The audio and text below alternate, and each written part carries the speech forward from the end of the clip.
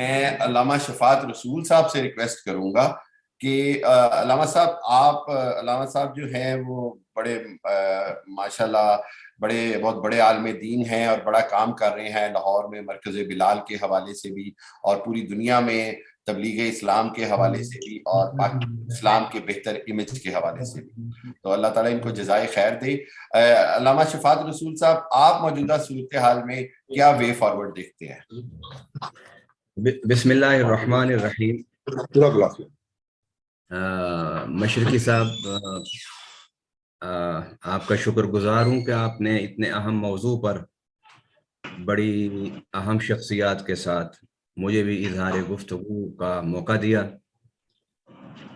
ملک پاکستان کے مسائل کے حل کے لیے ہمیں کچھ ماضی کی غلطیوں پر اور حالیہ انتشار پر نظر رکھتے ہوئے ہمیں مستقبل کا تعین کرنا ہوگا.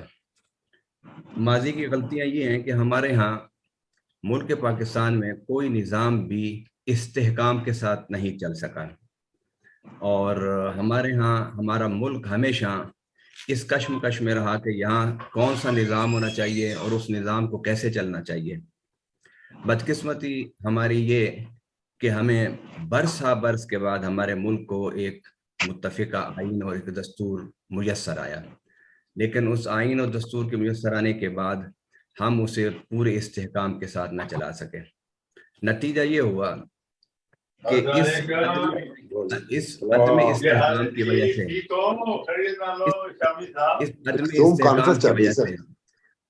اس عدم استحکام کی وجہ سے ہمارا ملک آج اس جگہ پر پہنچ گیا ہے کہ جہاں پر ہم لوگ یہ محسوس کر رہے ہیں، جس طرح آپ نے دعوت نامے میں بھی لکھا، کہ ہم کسی بڑے سانحے کا شکار نہ ہو جائیں.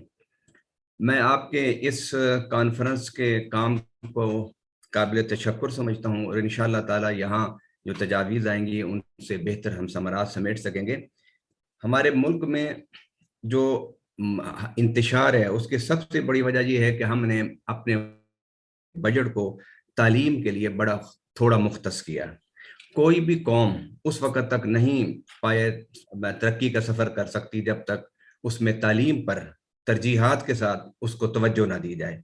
ہونا تو یہ چاہیے تھا کہ ہمارے ملک میں تمام اخراجات سے زیادہ ہمارا خرچہ تعلیم پر ہونا چاہیے تھا، کیونکہ تعلیم سے قوم میں شعور آتا ہے، تعلیم سے قوم میں ارتقاء آتا ہے، تعلیم سے لوگوں کو اخلاقیات سمجھنے کا موقع ملتا ہے، تعلیم سے سائنس کے راستے کھلتے ہیں، تعلیم سے ٹیکنالوجی کے راستے کھلتے ہیں، تعلیم سے معاشیات بہتر ہوتی ہے، تعلیم سے تجارتی حالات کو نیشنلی اور انٹرنیشنلی طور پر سمجھ کر اس کے مطابق انسان کاروبار کرتا ہے. ہمارے ہاں سب سے بڑا المیہ جو اب تک ہے، جو رہا ہے، یہ ہے کہ ہمارا بجٹ تعلیم پر بالکل نہ ہونے کے برابر خرچ ہوتا ہے. تو دنیا کے اس وقت جتنے بھی ممالک ہیں جنہیں آپ رول ماڈل کہہ سکتے ہیں، ان میں 100% ایجوکیشن ہے. آپ جاپان کو لے لیں، آپ کوریا کو لے لیں، آپ امریکہ کو لے لیں، آپ یورپ کو لے لیں، یا دنیا میں جو قومیں یا جو ممالک آگے آ رہی ہیں وہ ساری وہی ہیں جن کے ہاں تعلیم بہت زیادہ ہے. لہذا میں یہ سمجھتا ہوں کہ ہمارے ہاں ہماری پسماندگی کی جو سب سے بڑی وجہ ہے وہ تعلیم پر خاطر خواہ توجہ نہ دینا اور تعلیم کے لیے خاطر خواہ بجٹ نہ رکھنا. اور اس کے ساتھ ساتھ ہمارے ہاں لیڈرشپ کا فقدان رہا ہے. دوسرا میرا پوائنٹ یہ ہے، لیڈرشپ کا فقدان رہا ہے. ہمارے ہاں لیڈرشپ جو ہے وہ اس قسم کے نہیں آ سکی کہ جو ویژنری لیڈرشپ ہوں، جو دنیا کے ملکوں کو گزشتہ 200 سال میں دیکھ سکے کہ انہوں نے کیسے ترقی کی ہے. آپ یورپ کی ترقی کو دیکھ لیں، آپ امریکہ کے ارتقاء کو دیکھ لیں، اس کے بعد جاپان کو دیکھ لیں، اس کے بعد کوریا کو دیکھ لیں، اور آج اس دور میں جو چائنا جس طریقے سے آگے آ رہا ہے، اس کو اگر آپ دیکھیں تو اس میں لیڈرشپ کا بڑا عمل دخل ہے.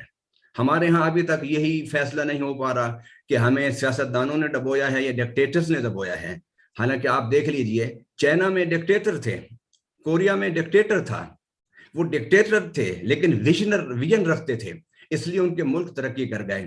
اور ہمارا ملک جو ہے، اچھا سیاستدان آئے ہمارے پاس تو وہ سیاستدان بھی لوکل سیاست کرتے رہے، علاقائی سیاست میں الجھے رہے. اور مذہبی سیاست میں الجھے رہے, لسانی سیاست میں الجھے رہے, انہوں نے بھی ملک پاکستان کے ساتھ, سیاستدانوں نے بھی صحیح ویژن کے ساتھ قوم کے لیے کام نہیں کیا. ہمارے ہاں جو فقدان ہے, ہمارے ہاں جو کمی ہے, وہ کمی ہمارے ہاں ویژنری لیڈرشپ کی ہے. میں سمجھتا ہوں کہ یہ نہیں کہنا چاہیے کہ ہمارے ملک میں ڈکٹیٹرز رہے اس لیے ہمارا ملک ترقی نہیں کر سکا. یہ بھی نہیں میں تسلیم کرتا کہ ہمارے ہاں سیاستدانوں نے ملک کو ڈبویا ہے. در حقیقت ہمارے ہاں ویژن نہیں ہے. آپ صحافت میں دیکھ لیجئے, ہمیں صبح و شام ہم ٹاک شوز سنتے ہیں, لیکن اس ٹاک شوز میں آپ خود محسوس کرتے ہوں گے جو گفتگو ہوتی ہے وہ بھی کوئی مستقبل کو سامنے رکھ کے گفتگو نہیں ہوتی, وہ بھی جو اس وقت کے ایشوز ہوتے ہیں ان کو دیکھ کر اس پر گفتگو ہوتی ہے. اور اس میں تیسرا جو میرا پوائنٹ ہے وہ یہ ہے کہ ہمارے ہاں جو اصلاحات ہے اس کی بڑی کمی رہی ہے. ملک کو آپ چلاتے ہیں آئین کے تحت, ملک کو آپ چلاتے ہیں قانون کے تحت. ملک کو قانون اور آئین کے ساتھ ریفارمیشن کی ضرورت ہوتی ہے, اصلاحات کی ضرورت ہوتی ہے. مثلا میں ایک مثال دیتا ہوں آپ کو. ہماری آبادی اس وقت 24 کروڑ سے زیادہ ہے, اور 24 کروڑ کی آبادی پر پہنچنے کے باوجود بھی ہم ابھی تک یہ سوچ رہے ہیں کہ آیا ہم خاندانی منصوبہ بندی کریں یا نہ کریں, اپنی آبادی کو کنٹرول کریں یا نہ کریں, اس کو کرنے میں ہمیں سیاسی طور پر نقصان تو نہیں ہوگا, اگر ہم یہ کریں گے تو ہماری کسی طرح سے سخت مخالفت تو نہیں ہوگی. میں ایک مثال آپ کو یہ دے رہا ہوں اصلاحات کی. دنیا میں ملائیشیا نے, انڈونیشیا نے, چائنا نے, باقی بے شمار ممالک ہیں, انہوں نے اپنی معاشی حالات کے مطابق اپنی آبادی کو کنٹرول کیا ہے. ہمارے ہاں اصلاحات کی بڑی کمی ہے, ہمارے یہاں ریفارمیشن کی بڑی کمی ہے. جب تک ہم ملک کی موجودہ صورتحال کو سامنے رکھتے ہوئے ہم اپنے آئین اور قانون کے تحت ریفارمیشن کی طرف نہیں آئیں گے, ہم اس وقت تک ان حالات سے نہیں نکل سکتے. آخری بات صرف 1 منٹ میں, جس طرح آپ صحافی لوگ کہتے ہیں کہ میں 55 منٹ میں سیکنڈ میں بات کو مکمل کرتا ہوں, میں بھی 55 سیکنڈ میں بات کو مکمل کر دیتا ہوں. چوتھی جو پوائنٹ ہے وہ یہ ہے کہ جب تک آپ علم اور سائنس اور تحقیق پر نہیں توجہ دیں گے, آپ کے ملک میں قدم قدم پر لائبریری نہیں بنے گی, آپ کے پاس لیبارٹریز نہیں ہوں گے, آپ کے پاس تجربہ گاہیں نہیں ہوں گی. ہمارا جو ایجوکیشنسٹ ہے, جو تعلیم پر کام کر رہا ہے, وہ دنیاوی مفادات سے بالا تر ہو کے ملک میں تحقیق اور سائنس اور ٹیکنالوجی کی ایک کلچر کو نہیں ڈیولپ کریں گے ہم لوگ, اس وقت تک ہم ترقی نہیں کر سکتے. آج اس دور میں اگر کسی ملک نے ترقی کی ہے, 100 سال پیچھے چلے جائیں, اگر کسی نے ترقی کی ہے 200 سال پیچھے چلے جائیں, تو تھینک یو, وہی قومیں آگے آئی ہیں جو سائنس اور ٹیکنالوجی میں آگے تھیں. لہٰذا ہمیں جنگی جنون سے کام کرنا ہوگا. آمین. تھینک یو ویری مچ علامہ شفاعت رسول صاحب, بہت شکریہ.